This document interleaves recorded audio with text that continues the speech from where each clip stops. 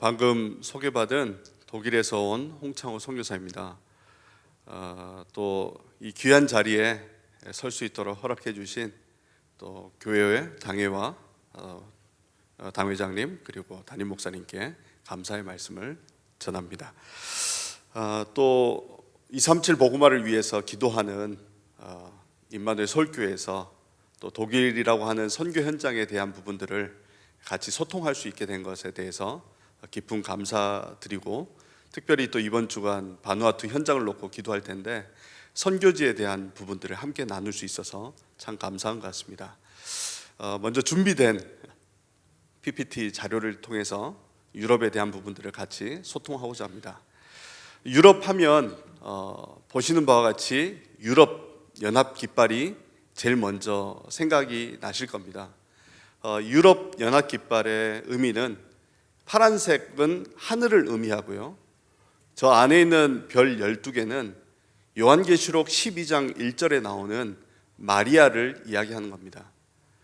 다시 얘기해서 유럽은 마리아 숭배 사상에 붙잡혀 있는 현장이라고 이해하시면 됩니다. 오래전에 초대교회를 통해서 복음운동이 일어난 현장이라고 하지만 지금은 다 빼앗겨버린 그러한 현장입니다. 다음 넘겨주시겠습니까? 유럽에 대한 배경은 잘 아시는 바와 같이 하나님을 떠나서 내가 주인 되어지고 또 물질이면 되고 성공이면 모든 것이 되는 것처럼 형성되어 있는 그런 곳이기도 합니다. 그러다 보니까 유럽에서 나오는 사상과 문학 자체도 하나님이 없는, 지금은 하나님이 없는 사상과 문화들이 전 세계에 영향을 주고 있습니다.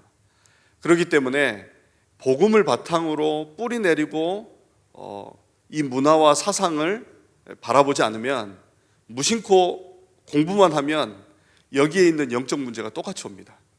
그래서 어려서부터 복음으로 훈련된 우리 렘넌트들이 잘할 수 있도록 특별히 기도해야 될 이유가 여기에 있습니다. 그런데 유럽은 잘 아시는 바와 같이 이러한 우상의 문화가 화려한 것으로 포장되어 있습니다.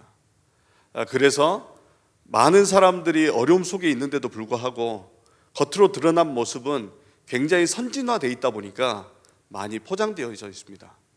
그래서 많은 분들이 와서 유럽 좋다, 굉장히 여유롭다 라고 얘기하는데, 실상 거기에서 사는 사람들은 너무나 어려움 가운데 살아가고 있습니다. 그런데 문제는 선진국이다 보니까 어디에다가 얘기할 수 없는 거예요. 그런데 많은 사람들은 그 모습만 보다 보니까 선진국이 좋아 보이고 선진국의 것을 갖다가 쓰면 우리도 저렇게 여유로워질 것 같아서 무작정 갖다 쓰다 보니까 선진국에 가지고 있는 영적 문제가 그대로 전달이 되고 있는 상황입니다. 물론 로마가 전 세계를 장악할 때 그 로마를 통해서 초대교회 복음이 증거됐지만 중세 교회를 통해서 교회가 타락하게 되고 오늘날의 유럽 교회가 되고 말았습니다. 다음, 유럽이 본격적으로 초대교회 이후에 무너지기 시작한 큰 사건이 두 가지가 있었습니다. 첫 번째 사건이 십자군 전쟁입니다. 교황의 교황권을 강화하기 위해서 십자군 전쟁이라고 하는 명분, 저 예루살렘 성전을 회복하자라고 하는 명분을 가지고 십자군 전쟁, 그러면서 많은 돈을 모아서 베드로 성당을 짓기 위해서 십자군 전쟁을 일으킵니다. 십자군 전쟁이 보통 7번에서 8번이 전쟁이 있었다고 얘기하는데, 첫 번째 전쟁만 승리하고 나머지 전쟁은 다 실패하게 됩니다. 그래서 많은 사람들이 생각을 하게 되는 겁니다. 우리가 하나님의 성전을 회복하기 위해서 전쟁을 하는데 왜 하나님이 우리를 돕지 않지? 전능하신 하나님이 맞는데 우리가 다른 거 하지 않고 정말 모슬렘에게 빼앗겨버린 저 성전을 회복하려고 정말 하나님의 일을 하는데 왜 하나님은 우리 편이 되어주지 않지? 라는 질문들을 하게 됩니다. 그래서 본인들이 죄가 많다 보니까 죄 없는 어린아이들을 세워서 나가면 하나님이 우리 편이 되어주지 않겠냐 해가지고 심지어 어린아이들을 모아서 전쟁터에 내보냅니다. 어떻게 됐겠습니까? 실패했죠. 그 문제가 아니었거든요. 하나님이 원하시는 것은 그런 겉으로 나타난 내용이 아니라 참 복음의 내용을 회복하기를 원하셨는데, 이 사람들은 그냥 형태적인 부분에 회복만 바라보고 있었던 것 같습니다. 그러다 보니까 많은 사람들이 십자군 전쟁을 통해서 정말 우리가 믿고 있는 하나님이 정말 살아계신 하나님이 맞는지 의문을 품게 될 쯤에, 그 이후에 또 큰 사건이 하나가 일어나는데, 다음 흑사병입니다. 지금 패스트라고 하는데, 전 유럽에 흑사병이 도는데 유럽 인구 3분의 1이 사망했다고 합니다. 이 흑사병이 돌 때 예배를 해도 해결이 안 되고, 유명한 성인을 불러다가 모든 것을 해도 오히려 더 악화만 되어지는 겁니다. 그래서 많은 사람들은 우리가 법적으로 11조를 의무적으로 다 내고 조금이라도 하나님 앞에 다가가기 위해서 큰 성당을 지어서 하나님을 바라보고 하나님께 다가가는데, 왜 하나님은 우리에게 응답하지 않지? 하나님 살아계시는 건 맞아? 우리가 지금까지 믿어왔던 것이 맹목적으로 믿은 거 아니야? 라는 질문들을 더욱더 하게 되어집니다. 그때 많은 철학자들이 일어나서, 우리가 초대기 이후에 하나님을 믿어왔지만 뭔가가 우리의 삶에 잘못된 것 같다, 우리가 다시 시작을 해보자 라고 해서 르네상스 운동이 일어납니다. 르네상스는 프랑스어인데 다시 시작, 재생이라는 뜻입니다. 그렇다면 우리 같으면 초대교회로 돌아가서 초대교회 성도들이 회복했던 그 원색적인 복음을 회복해서 거기에서부터 신앙을 새로 시작할 텐데, 그들은 그렇게 생각하지 않았어요. 뭔가 우리가 행위적으로 했던 이것이 맹목적이기 때문에 초대교회에서부터 지금까지는 역사에서 지워버리고, 그 초대교회가 정복하기 이전 그리스 로마 시대로 돌아가자. 그래서 그리스 로마 시대 때 문화들을 회복해서 인도받자라고 이야기들을 합니다. 그래서 초대교회에서부터 중세시대를 암흑시대라고 이야기하고, 다시 잃어버린 그리스 로마 문화들을 회복해서 지금의 우리의 삶으로 연결시키자 해서 나온 질문들이, 인간은 왜 존재하는지, 나는 누구인지, 이런 질문들을 하기 시작합니다. 그림 앞부분으로 좀 해주시겠습니까? 보이는 저게 르네상스 운동의 대표적인 회복 운동 가운데 하나가 올림픽입니다. 올림픽은 아테네 여신을 위해서 만든 경기예요. 그 여신을 즐겁게 해서 여신으로부터 우리가 보호를 받는, 그래서 저 아테네에 가면 원형 경기장에서 그 아테네 여신의 신전이 바라보도록 경기장이 구성되어 있습니다. 그래서 저런 그리스 로마의 문화들을 회복하면서 유럽의 사상들을 다시 채워나가기 시작합니다. 다음, 저 신전이 바로 아테네 여신이 있는 파르테논 신전입니다. 세계문화유산 제1호. 그 앞에 보이는 언덕이 아레오파고 언덕입니다. 사도 바울이 아덴에서 복음을 전했던 현장이기도 합니다. 그 현장 위에 그리스의 12신을 모신 현장이 바로 저 파르테논 신전이 있는 저 위에 있는 신들입니다. 아테네 모든 곳에서 저 파르테논 신전을 바라보게 됩니다. 그래서 르네상스 운동 이후에 지어진 모든 유럽의 건축 양식은 저 파르테논 신전의 건축 양식과 그리스 신화에서 나왔던 그 신전의 형태의 규모와 틀을 가져다가 유럽의 건축 양식에 적용하기 시작합니다. 그래서 유럽에 가보면 굉장히 아름다운 것처럼 보이지만 실제는 저 그리스 로마의 신전들을 회복해 놓은 그런 형상들이기도 합니다. 그러면서 성경이 아닌 우리가 생각하는 생각, 우리가 주인된 생각들을 철학으로 풀어내기 시작합니다. 그러면서 많은 사람들이 성경이 아닌 철학을 통해서 답을 얻으려고 발버둥을 친 거죠. 저도 독일에 가보니까 고등학교 때 배웠던 그 철학자들이 있었던 현장들을 방문하게 되고, 그러면서 그 철학자들이 무엇을 위해서 이렇게 고민했을까라는 것들을 생각해 보니까 결국 이분들도 인간에게 찾아오는 이런 영적 문제가 어디서부터 오는지 모르기 때문에 발버둥을 치고 찾아낸 것이 그 이론인데, 그것이 진리가 아니고 최선의 선택인 것 뿐인데 우리는 이것도 모르고 진리인 것처럼 받아들이고 있었구나. 정말 이 시대에 우리가 회복해야 될 건 하나님의 말씀을 회복하고 하나님의 말씀 속에 있는 정말 그리스도의 생명의 복음을 회복하는 것이 이 시대를 살릴 수 있는 유일한 해답이다. 그래서 오늘 이 본문을 택한 것도 이번 WRC 주제 세상의 틀을 바꾸라 라는 성경 구절이 바로 이 말씀이었기 때문에 유럽을 보면서 내가 한국에서 학창시절에 배웠던 생각의 틀이 이 유럽에서 나왔던 사상의 틀에 의해서 영향을 받고 있었구나.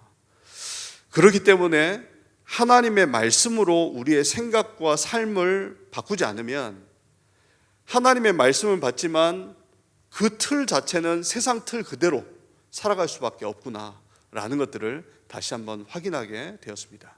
다음, 저건 니케 여신상입니다. 영어로는 나이키, 유명한. 그래서 그리스 로마 사상들이 회복되면서 나이키를 신으면 승리할 수 있다. 이런 메시지들이 들어가기 시작한 거예요. 그래서 실제 우리가 유명 메이커라든지 이런 걸 자세히 보면 그리스 로마의 신화적인 배경을 가지고 우리에게 영향을 주고 있고 메시지로 다가와 있음들을 다시 한번 확인할 수 있게 됩니다. 우리는 그냥 무심코 갖다 쓰는 것처럼 보이지만 그 제품을 만들고 상품화할 때는 메시지를 가지고 전달하고 있다는 겁니다. 그들도 답이 뭔지 모르니까 저 그리스 로마에 나왔던 승리의 여신을 갖다 쓰면 승리할 수 있지 않겠느냐 해가지고 그런 것들을 갖다가 표현하는 것이죠. 다음, 저건 이제 전쟁의 신 아테네 여신상입니다. 그래서 아테네는 전쟁의 주관자입니다. 실제 전쟁의 주관자는 여호와 하나님이신데 이 사람들이 하나님을 떠나서 그리스 로마를 문화를 받아들이다 보니까 유럽의 곳곳에 가면 승리의 여신으로 빅토리아, 저런 신들이 서 있는 겁니다. 그래서 유럽이 기독교 문화인 것처럼 보이지만 실제 그 내용은 이미 하나님 없는 문화와 사상으로 뿌리 내리고 있다는 것입니다. 이제 이 프로젝트 말고 다음 프로젝트 띄워주시겠습니까? 그런 현장에서 독일을 바라보게 됐습니다. 다음, 독일은 유럽에 보시면 약 한 58개 나라가 있는데 그 가운데 중앙에 위치하고 있습니다. 서유럽과 동유럽의 중앙에 있고 독일어를 사용하는 나라는 독일과 오스트리아와 스위스, 물론 스위스 같은 경우는 4개 언어를 씁니다. 근데 독일과 근접해 있는 곳은 독일어를 쓰고 뉴스는 독일어로 방영이 되고 있습니다. 그래서 보통 독일어권 하면 독일, 스위스, 오스트리아를 이야기합니다. 중앙에 있다 보니까 많은 힘도 가지게 됐고 또 그러다 보니까 전쟁도 많이 하게 되는 그런 나라였습니다. 다음, 현재 저희 시스템들이 퍼져 있는 분포 현황입니다. 많은 저렇게 점을 좀 크게 찍어놔서 그렇지 실제는 저 큰 도시에 한 사람, 두 사람 이렇게 다 흩어져 있습니다. 저 넓은 땅에 실제 목사님들은 몇 분 안 계세요. 그래서 정말 유럽 현장을 위해서 많이 기도해 주셨으면 해서 저 사진을 올렸습니다. 다음, 독일의 수도는 베를린입니다. 올해 10월 베를린 집회가 처음 진행이 되는데요. 유럽 산업인 대회가 처음 열리기도 하는 곳입니다.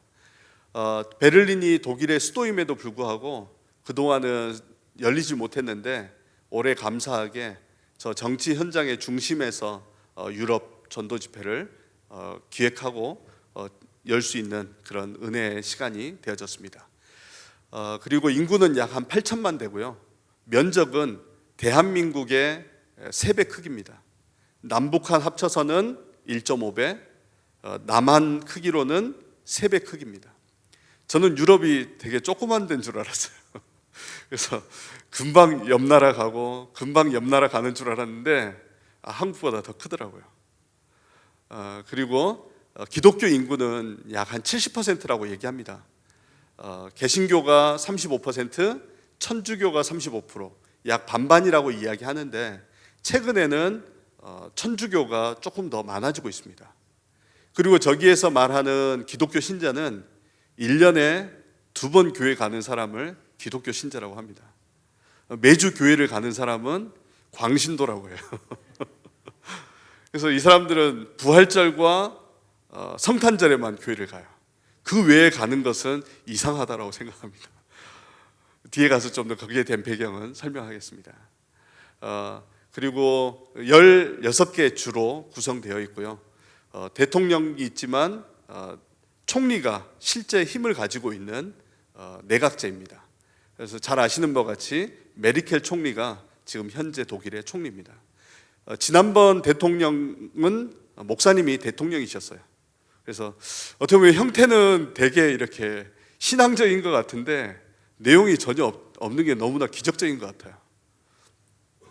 그래서 왜냐하면 당도 기독연합당 되게 막 기독교적인 내용이 있지만 실제 내용은 다 잃어버렸어요. 너무 안타까운 거예요. 다음, 독일에 가게 된 배경은 보시는 편 왼편에 좀 머리가 많이 없으신 분이 숭실대학교에 있는 독일어 교수님이셨어요. 원어민 교수님이셨어요.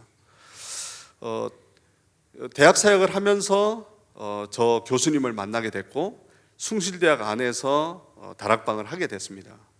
그러면서 이제 현장 전도를 하면서 저는 그때 1년에 2-3번 정도 동남아로 주로 선교를 갔었는데 어느 날 이분이 질문을 하시는 거예요. 왜 목사님은 유럽은 안 가시고 동남아만 가시느냐고. 아니, 유럽에서 우리가 복음을 받았고 우리가 복음이 없는 미전도 종족에 가야 되기 때문에 동남아 가는 거 아니겠냐. 만약 기회가 된다면 갈 수도 있지 않겠냐라고 얘기를 했는데 이분이 그걸 약속으로 딱 붙잡으신 거예요. 그래가지고 2012년도에 여름에 2주 동안 거주할 수 있는 곳을 예약을 다 해놓은 거예요. 안 갈 수가 없잖아요. 그런데 또 같이 다락방에 참여하셨던 권사님이 항공료를 헌금하신 거예요. 그래서 다른 이유가 없어서 어쩔 수 없이 가게 됐습니다. 독일이라는 나라가 그렇게 매력적이진 않았었어요. 왜냐하면 자유주의 신학도 만연한 곳이고 굉장히 또 독일 사람들이 딱딱하기 때문에 그렇게 갈 마음은 없었는데 하나님 몰아가셨던 것 같아요. 그래서 이제 저분 따라서 가게 됐는데 루터교, 그러니까 정부에서 세운 루터교는 말 그대로 할머니 할아버지들밖에 없어요. 1년에 2번만 사람들이 모이고 그 외에는 할머니 할아버지들밖에 없는 상황이었습니다. 그런데 우연히 만나게 된 저 부부가 있었습니다. 독일에는 자유교회가 있습니다. 정부에서 운영하는 루터교회가 있지만 성도들이 자발적으로 교회를 세우는 자유교회가 있습니다. 루터교회는 정부에서 목사님에게 월급을 줘요. 하지만 자유교회는 성도들이, 지금 우리와 같이 성도들이 힘을 모아서 목사님 사역을 돕는 그런 교회입니다. 여기에 대한 배경은 16세기에 종교개혁 일어나고 루터교가 막 성장할 때 나중에 이 루터교가 교권화되어지고 많은 힘을 가졌을 때 성령의 역사, 경건운동이 16세기에 일어나게 됩니다. 그런데 그 경건운동이 너무 무차별적으로 일어나니까 교회 안에서 성령의 역사를 부정하기 시작해요. 그래서 신학에서 성령의 역사를 빼버립니다. 그런데 성령을 체험한 성도들은 갈 데가 없잖아요. 그래서 자기들끼리 모여서 형제교회 같은 그런 모임들을 시작하게 됩니다.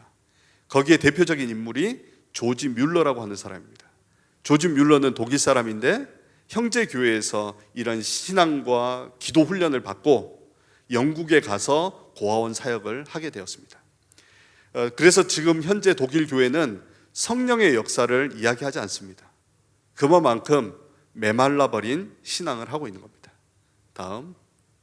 그런데 저 자유교회에서 저 부부를 만나면서 그 자유교회 성도들을 만나게 된 겁니다.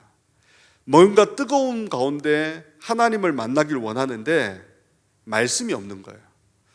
옛날에 우리가 이 다락방 전도운동을 만나기 전에 뭔가 열심으로 신앙생활을 하지만 뭔가 말씀의 이런 흐름 없이 살았던 그 삶으로 보여졌어요.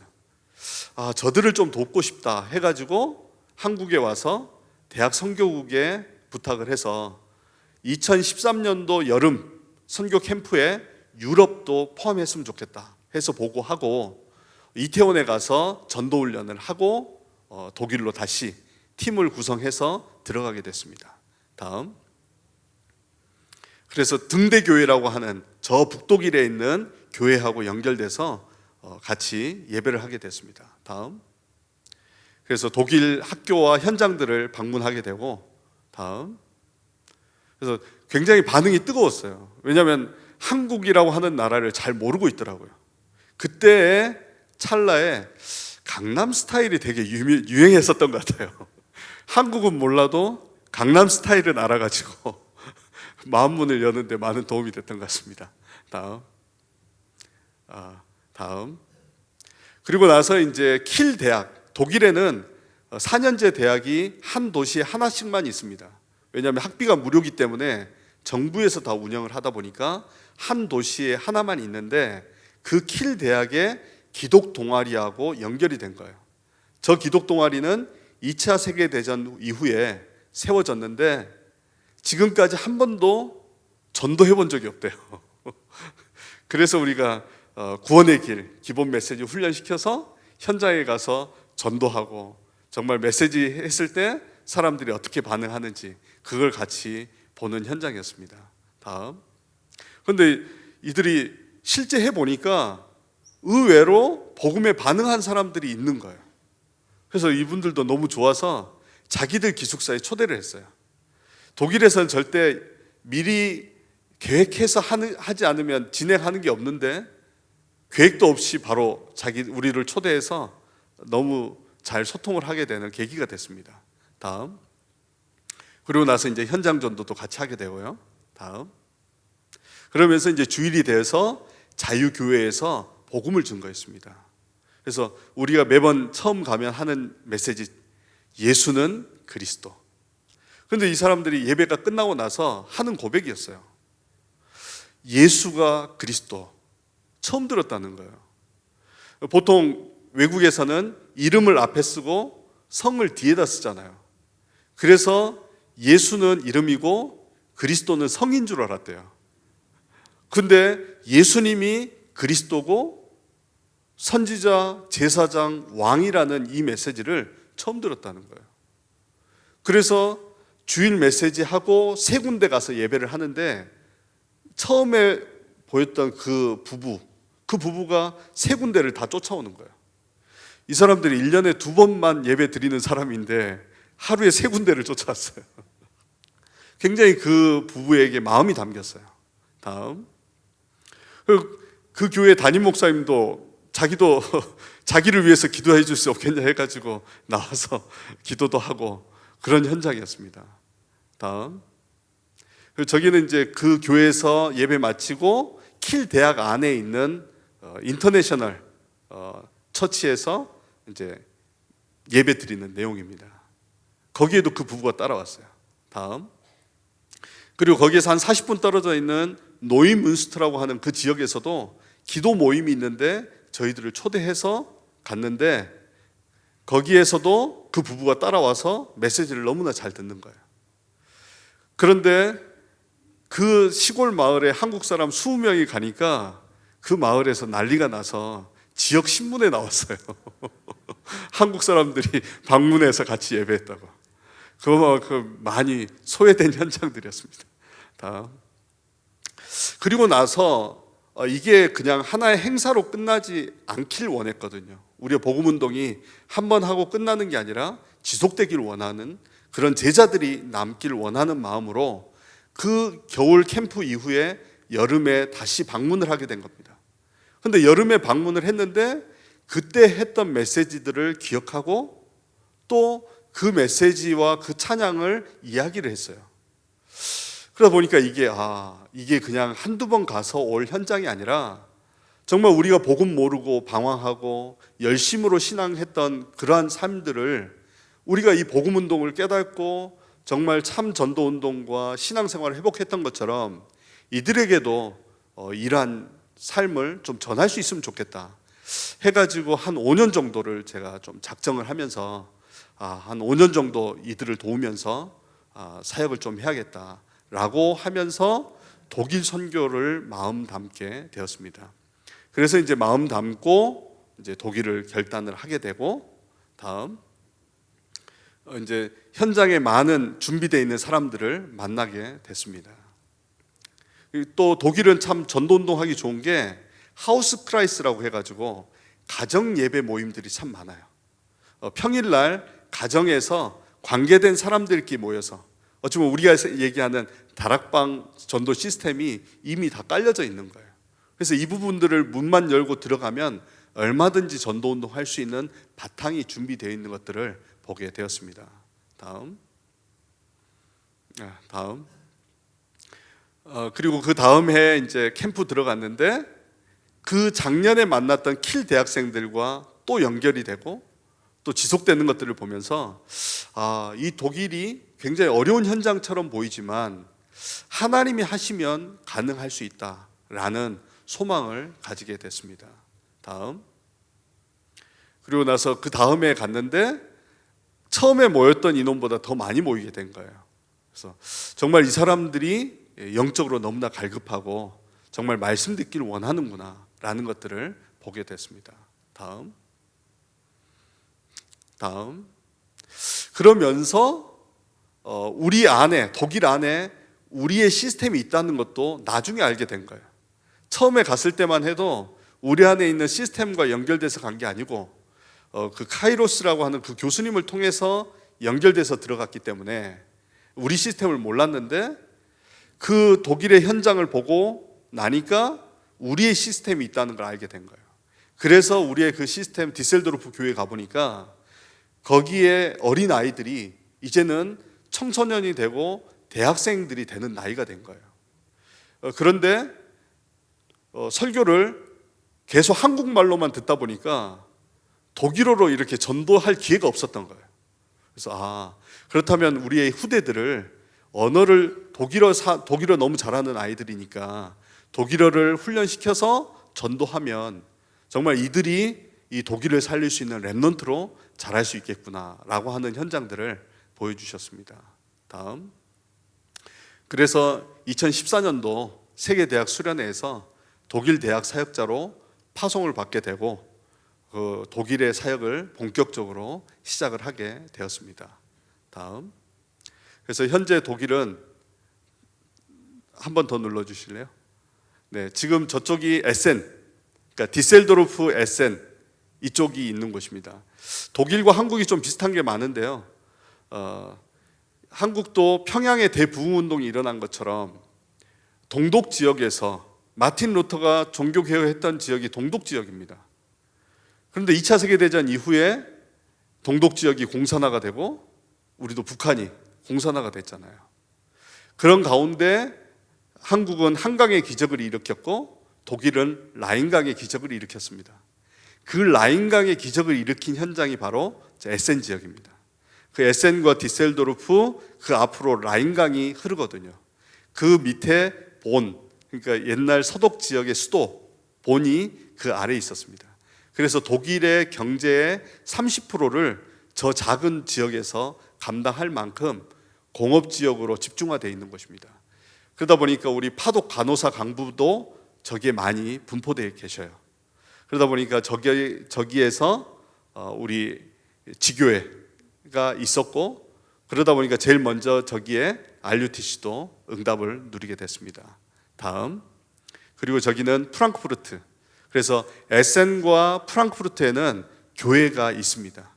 물론 에센은 교회 당으로서 건물을 가지고 있고, 프랑크푸르트는 아직 가정에서 예배를 하고 있습니다.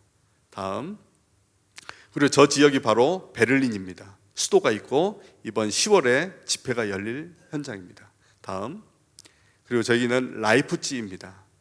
라이프치히, 세계 도서 박람회가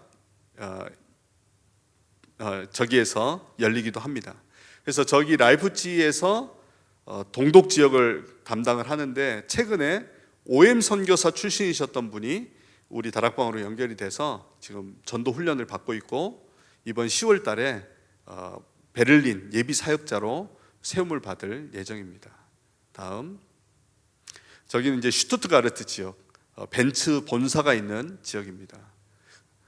다음, 그리고 저기가 이제 북독일 함부르크 지역인데요. 그 함부르크에서 1시간 정도 올라가면 그 현지인들이 모여 있는 킬 지역이 있습니다. 그래서 이제 총 이 6지역, 현재 RUTC가 세워진 지역 외에 5지역에 RUTC가 세워져서 독일의 동서남북 중앙을 커버해서 모든 사람이 복음을 들을 수 있도록 현재 기도하고 있습니다. 다음, 그런 가운데 하나님께서 독일의 에센 지역의 RUTC를 허락하셔서 에센에서 RUTC 운동, 렘넌트 운동을 진행을 하고 있고, 특별히 올해 리더 수련회 때 유 목사님께서 유럽에도 RU를 세워서 전도운동 하시겠다고 하셨는데, 그래서 유럽에서도 지금 RU를 놓고 함께 기도하고 있습니다. 그래서 현지인 제자들이 일어나서 독일에 있는 모든 사람들이 이 복음을 들을 수 있도록, 그러한 날이 올 수 있도록 기도하고 있습니다. 독일은 좀 특이한 것 중에 하나가, 왜 독일에서 1년에 2번만 교회를 가게 되는 문화가 있었냐면, 2차 세계대전이 일어났을 때 유명한 히틀러가 있잖아요.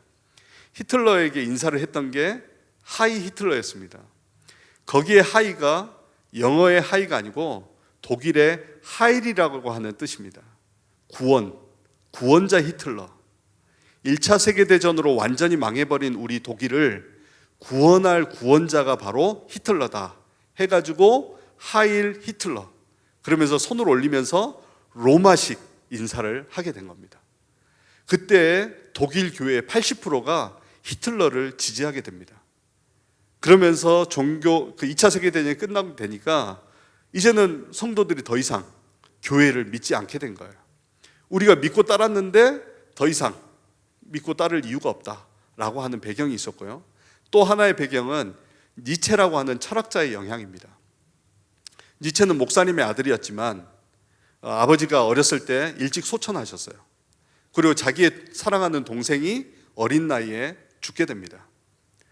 그리고 나서 니체는 어른이 돼요. 근데 그 과정에서 우리 다락방 사역자를 만났으면 좀 치유가 됐을 텐데 이런 훈련된 사역자를 못 만나다 보니까 이분은 어떤 마음을 가졌냐면, 우리가 하나님을 의지하는 것이 잘못된 거 아니냐. 하나님이 예전에 농경사회로 있을 때는 하나님께서 햇볕도 쬐시고 비도 내리면서 우리를 키웠지만, 이제 과학이 발전한 이 시대에는 더 이상 하나님께서 우리에게 간섭하지 않고 이제는 우리의 이성과 우리의 상식을 가지고 살아갈 수 있지 않냐. 그래서 이제는 우리가 성숙한 사람이 돼야 된다 해가지고 신은 죽었고 우리는 성숙한 사람이 돼야 된다. 이게 전 유럽에 파급적인 영향을 주게 됩니다. 그래서 지금 독일에는 인텔리한 사람들은 절대 교회 가지 않습니다. 교회를 가는 것 자체가 미성숙한 사람들이 가는 것이라고 생각하는 거예요. 스스로 자기의 삶을 리드할 수 없는 사람만 가는 곳이 교회라고 생각하는 겁니다. 이런 많은 철학과 문화적인 배경들이 교회를 그렇게 만들어 놨습니다. 거기에 대한 1차적인 책임은 교회가 복음을 말하지 않기 때문에 그런 거라고 봅니다. 그래서 독일을 살릴 수 있는 유일한 길은 정말 참 복음 운동이, 하나님의 말씀 운동이 회복되는 것이 제일 먼저라고 생각이 되고, 이 운동을 할 수 있는 전도자들과의 만남을 놓고 기도하고 우리 후대를 키우는 것이 지금 기도 제목입니다. 다음. 네. 그래서 지금 기도 제목이 많이 있는데요. 다음. 그래서 마지막 7번째가 이제 RU를 놓고 기도하고 있는데, 다음. 그래서 최근에 본부에서도 숫자로 기도 제목을 표시한 것처럼 저희도 숫자로 기도 제목을 좀 해서 24시 기도할 수 있도록, 너무 길면 기도가 잘 안 되니까, 그래서 138, 14, 24, 25, 영원, 237, 그리고 독일에서는 5 RUTC, 3000지교회, 그리고 429개 대학 RU, 그리고 힐링 서밋 센터를 놓고 기도하고 있습니다. 그래서 유럽이 어찌 보면 좀 많은 부분에 있어서 지금까지 시작이 되지 않은 부분이 너무나 많기 때문에 참 감사한 건 한국에서 전도운동이 일어나는 걸 보고 갔기 때문에 이제 좀 시작하는 부분들을 볼 수 있고, 또 하나님께서 이런 현장을 이뤄 가실 것이라고 하는 비전을 보여주셔서 그 언약의 여정을 따라서 또 말씀의 흐름을 따라서 인도받고 있습니다. 먼 것처럼 보이지만 기도로서 소통하고 인도받기를 원합니다. 특별히 임마누엘 서울교회에 유럽 선교 후원회가 있는데요, 매주 모여서 기도한다고 들었습니다. 한국에 오면 한 번씩 방문을 하고 또 장로님을 만나서 이야기를 하는데 느끼는 게 있어요. 뭐가 느껴지냐면 저분들이 왜 나를 위해서 기도할까?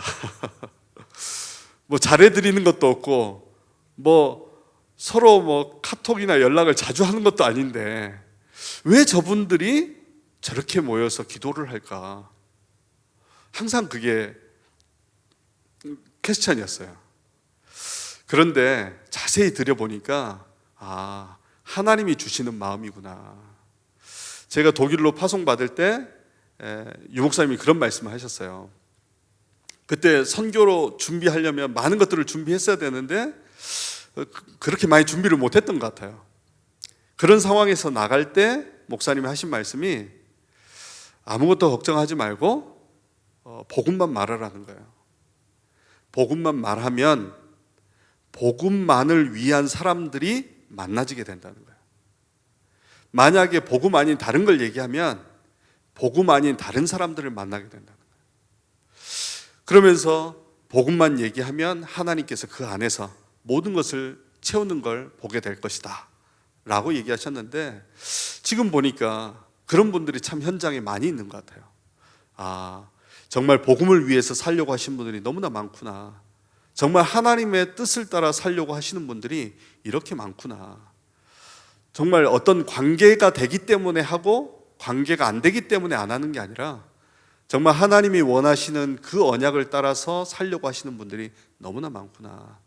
그래서 교역자인 나도 정말 하나님이 원하시는 일을 인도받는 것이 정말 하나님이 원하시는 거구나. 우리가 서로를 바라보면 속을 수 있는데, 사역자도 하나님 바라보고 성도님들도 하나님 바라보면 이게 하나가 될 수 있는 거구나 라는 것들을 다시 한번 보게 되고, 항상 유럽과 현장을 위해서 기도해 주는 우리 유럽 선교 후원에 너무 감사하고, 또 거기에 대한 배경이 되어주신 임마누엘 서울교회, 특별히 237 나라의 성전을 놓고 기도하고 계시는데 237 성전이 세워지면 유럽과 독일을 위해서도 배려해 주시면 감사하겠습니다. 감사합니다. 잠깐 기도하겠습니다. 사랑의 하나님, 감사합니다. 500년 전에 종교 개혁이 일어난 것이지만 지금은 복음을 잃어버리고 하나님 없는 사상과 문화에 잡혀있는 저 독일 현장, 참 복음만이 그들을 살릴 수 있음을 고백합니다. 오직 그리스도의 생명의 복음이 증거될 수 있도록 은혜 더하여 주옵시고, 이를 위해 함께 기도하는 임마누엘 서울교회와 유럽 선교회를 축복하여 주옵소서. 살아계신 주 예수 그리스도의 이름으로 감사하며 기도드렸습니다. 아멘. 감사합니다.